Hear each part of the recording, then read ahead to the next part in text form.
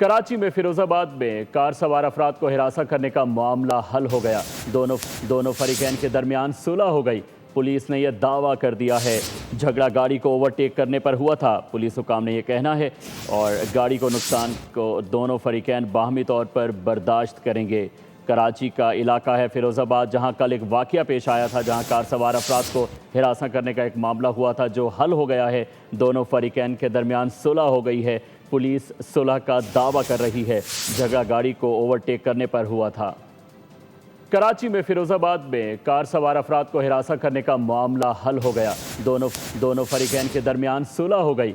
Police ने यह दावा कर दिया है झगड़ा गाड़ी को ओवरटेक करने पर हुआ था। पुलिस हुकाम ने यह कहना है और गाड़ी को नुकसान को दोनों फरीकैन बाहमी तौर पर बर्दाश्त करेंगे।